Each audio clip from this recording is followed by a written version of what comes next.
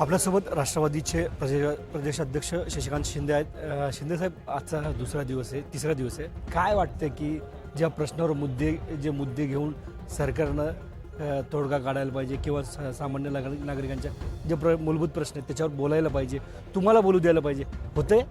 नाही, आता काल तर सभागृहामध्ये कामकाज पहिली वेळ चालू झालेलं आहे। सभागृहात वरच्या सभागृहामध्ये आम्ही चांगल्या प्रकारची भूमिका मांडतोय आणि मला वाटतं त्याला सहकार्याची भूमिका सभापती करतात, ही वस्तुस्थिती आहे। फक्त आता मूळ 2 आठवड्याच्या अधिवेशनामध्ये इतके मोठे महाराष्ट्रातले वेगवेगळे प्रश्न आहेत, ते सोडवण्यासाठी काय करू शकतो या संदर्भामध्ये प्रायोरिटी कुठल्या कामाला दिली पाहिजे हे ठरवलं गेलं तर मला वाटतं एका आठवड्यामध्ये जेवढं होईल तेवढं शेतकऱ्यांचा प्रश्न आहे, अनेक प्रकारचे विषय आहेत, कायदा सुव्यवस्था आहे, भ्रष्टाचार आहे, या संदर्भातून मार्ग निघू शकतो। काल तुम्ही परिषदेमध्ये उदय सामंत, नगरविकास मंत्री एकनाथ शिंदे, तुम्ही उदय सामंत उत्तर देत होता, तुम्ही म्हणलात की कॅपेबल नाहीत एकनाथ शिंदे। काय वाटतं, म्हणजे नेमकं काय त्यांच्याकडे? असं म्हणाल नाही एकनाथ शिंदे कॅपेबल नाही आहे, आम्ही असं म्हणालो की या असलेल्या सभागृहाची एक परंपरा आहे, कॅबिनेट मंत्री आणि राज्यमंत्री 2 असतात।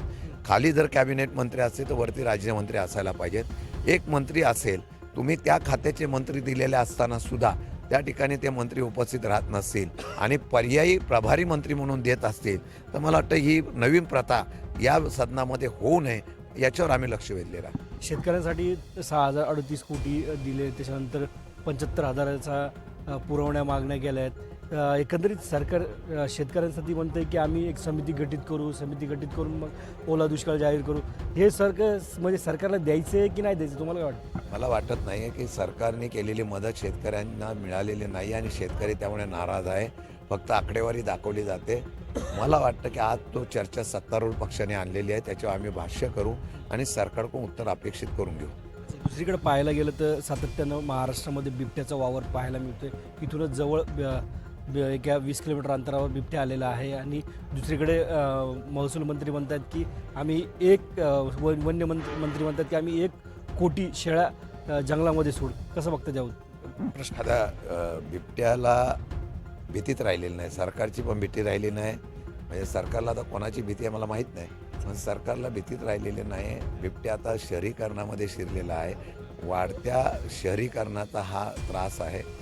जंगल वाढलं पाहिजे, त्याचा सुविधा वाढल्या पाहिजे, तर हे वन्य प्राणी या शहरात येणार नाही, शहरीकरणामध्ये येणार नाही। परंतु आता ते भक्ष्य शोधायला जर शहरात येत असेल तर मला वाटतं की सरकारने काहीतरी त्याच्यावर प्लॅनिंग करून वेगवेगळ्या प्रकारच्या तज्ज्ञांकडून माहिती घेऊन त्याच्यावर काय उपाययोजना करावी त्याच्या प्रकारे चर्चा करावी। दुसरीकडे पाहायला गेलं तर TATच्या संदर्भात शिक्षकांच्या TAT 2013 पूर्वीचे शिक्षक होते, त्यांची जर भरती केली किंवा त्याला TAT लागू केली तर काही शिक्षकांचा अभ्यास नाही आहे, त्याच्यामुळं काही शिक्षक तिथून अपात्र होतील।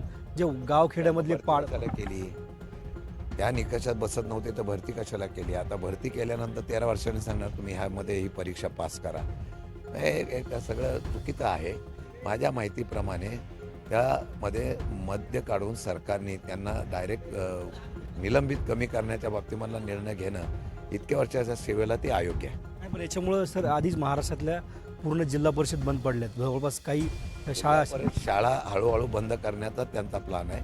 त्यासाठी पैसे जे आता जास्त खर्च होत आहेत ते शासकीय ह्याच्यातून आता शासकीय भरती सगळ्या क्षेत्रातली कमी करून ते पैसे वाचवण्याचा तो प्रयत्न करत आहे। सर, दुसरीकडे पाहायला गेलं तर नागपूर अधिवेशन गेल्या वर्षी सुरू होतं, ज्या शासकीय मंत्र्यांना जे बंगले दिले होते तर अर्ध्याच्या वर शासकीय मंत्री जे आहेत ते तारांकित हॉटेलमध्ये राहतात। खर्च शासनाच्या ह्याच्यातून कमी आहे आणि त्या सुविधा कमी असल्यामुळे त्यांनी पर्याय व्यवस्था केलेली असेल। सुविधा कमी आहेत आणि पर्यायी व्यवस्था तिथं केली असेल, बंगल्याच्या संदर्भातलं वक्तव्य जे शशिकांत शिंदे यांनी व्यक्त केले। Cameraman Kalpesh Sumedh, LS Marathi, Nagpur.